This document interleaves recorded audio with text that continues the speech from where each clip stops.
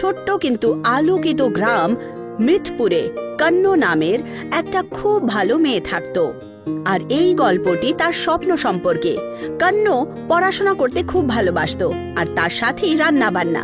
কিন্তু দারিদ্র্যের কারণে কন্নর পড়াশোনা চালিয়ে যাওয়া খুব অসুবিধে হচ্ছিল। এই জন্য সে নিজের দাদুকে ঠেলা গাড়িতে সাহায্য করত।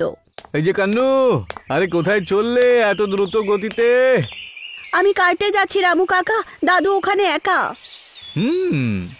আচ্ছা, ঠেলা গাড়ির কাছে। আচ্ছা বেশ, তা আজকে কি বানাতে চলেছো তুমি? এখন আমি ঠেলাতে থাকলে আর কি হবে? হ্যাঁ, তা তো তুমি ঠিকই বলেছো। তোমার দাদু এখন তো কিছু বানায়ও না, বয়স হয়ে গেছে তো সেই জন্য। আচ্ছা কোনো ব্যাপার না, তুমি তো রয়েছো ওনার সাথে।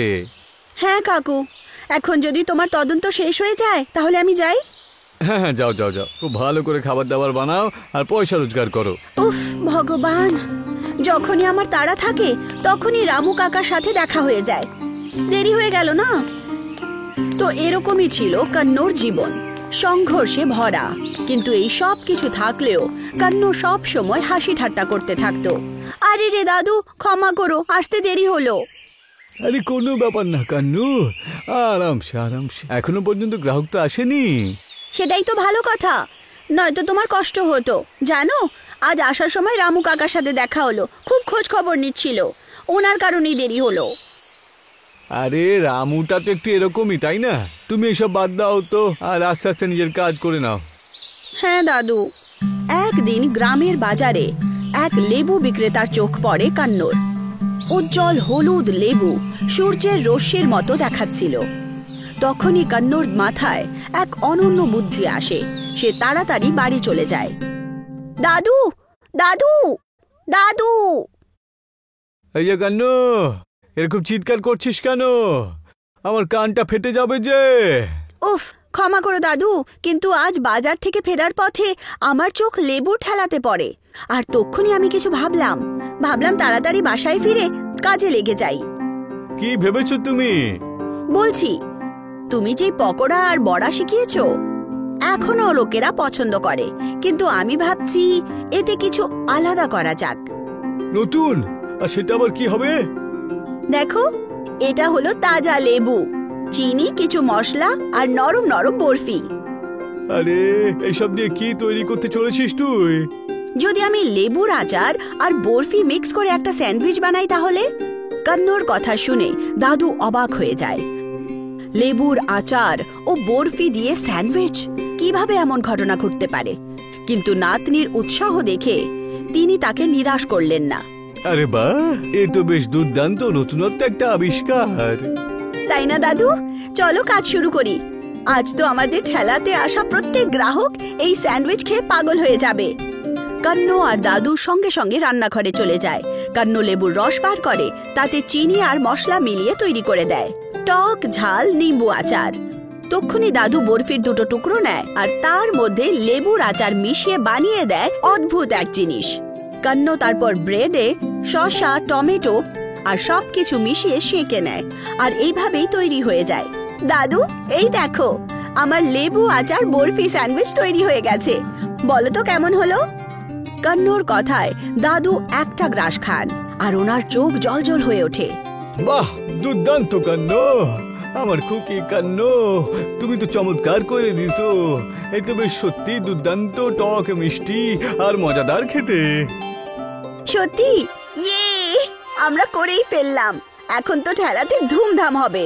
অবশেষে কন্নর প্রয়োগ সফল হলো। সে সঙ্গে সঙ্গে অনেকগুলো স্যান্ডউইচ বানিয়ে নেয় আর ঠেলা গাড়িতে নিয়ে যায়, যেখানে রঙিন প্লেকার্ডে লেখা ছিল কন্নর নিম্বু আচার বরফি স্যান্ডউইচ। আসুন আসুন আসুন, কন্নর হাতে তৈরি কন্নর নতুন আবিষ্কার চেখে যান। এই যে কান্নু খুকি, কি বলেছো তুমি? নতুন আবিষ্কার? হ্যাঁ হ্যাঁ, ঠিকই শুনেছেন আপনি রামু কাকা। কন্নর নতুন আবিষ্কার, লেবু আচার বরফি স্যান্ডউইচ। কি? লেবু আচার বরফের স্যান্ডউইচ? কন্নর কথা শুনে রামু কাকা একটু ঘাবড়ে যান যে এরকম কোনো আবিষ্কার হয় নাকি। কিন্তু তারপর উনি একটা গ্রাস খেয়েই নেন আর ওনার চেহারা উজ্জ্বল হয়ে ওঠে। বাহ বাহ বাহ কান্নু, কি স্বাদ রে এই লেবু আচারের বরফের স্যান্ডউইচটাতে। খুব মজা হলো, সত্যিই খুব মজা হলো। আরে শোনো গ্রামবাসীরা, বাজারে এসেছো তো? তাহলে যাবার আগে আমার মেয়ে কান্নুর তৈরি করা লেবু আচার বরফের স্যান্ডউইচ খেয়ে অবশ্যই যেও। এর এই দুর্দান্ত স্বাদ তোমরা খেয়ে কোনোদিনও ভুলতে পারবে না। কন্নুর লেবু আচার বরফি স্যান্ডউইচে খুশি হয়ে রামু কাকা স্যান্ডউইচ খেতে খেতে তার প্রচারও করতে শুরু করে দেন। আর ব্যাস, দেখতে দেখতে কন্নুর ঠেলা গাড়িতে মানুষের ভিড় জমে যায়। আশেপাশের গ্রাম থেকেও লোকজন কন্নুর স্যান্ডউইচ খেতে চলে আসে। এমনকি গ্রামের প্রধানও চলে আসেন আর বলেন, আজকে সব থেকে দুর্দান্ত খাবার হলো এইটাই, বুঝেছো? কন্নুর কঠিন পরিশ্রম সার্থক হয়। আস্তে আস্তে সে আরো বেশি অর্থ উপার্জন করে। সে বিশ্বাসই করতে পারছিল না যে কাল পর্যন্ত তার কাছে পড়াশোনার টাকা ছিল না, সেখানেই আজ একটা নিম্বু আচার বরফি স্যান্ডউইচের কারণে সে এত টাকা উপার্জন করেছে যে তাড়াতাড়ি কলেজে ভর্তি হয়ে যাবে। দাদু, দাদু! আরে কি হলো আমার কান্নু রানী? দাদু, এখন আমার স্বপ্ন পূরণ হবে। দেখো না কত টাকা রোজগার করেছি আমি। এখন দেখো, কালই কলেজে গিয়ে আমার অ্যাডমিশন করাবো, আর তাও নিজের টাকায়। তোকে নিয়ে আমার খুব গর্ব হয় কান্নু। তোর এই পরিশ্রম আর তোর মানসিকতা, এই সব কিছু সম্ভব হয়েছে। ঈশ্বরকে আমি অসংখ্য ধন্যবাদ জানাই যে উনি তোমার সব মুশকিল আসান করে দিয়েছে। হ্যাঁ দাদু, সত্যি একেই বলে পরিশ্রমের আসল ফল।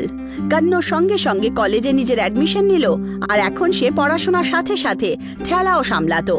তার সাথেই সে আলাদা আলাদা খাবারের প্রতিযোগিতা এবং গ্রামের প্রোগ্রামে অংশগ্রহণও করত, নতুন নতুন প্রয়োগ করত। কিন্তু তার সবচেয়ে বিশেষ খাবার ছিল নিম্বু আচার বরফি স্যান্ডউইচ। দাদু, এই দেখো, আমি আজ খাদ্য প্রতিযোগিতায় পুরস্কার পেয়েছি। আরে বাহ, এ তো বেশ ভালোই কথা বলেছো। আমার কান্নুকে এখন কে আটকায়? সত্যি কান্নু আস্তে আস্তে আত্মবিশ্বাসে এগিয়ে যাচ্ছিল।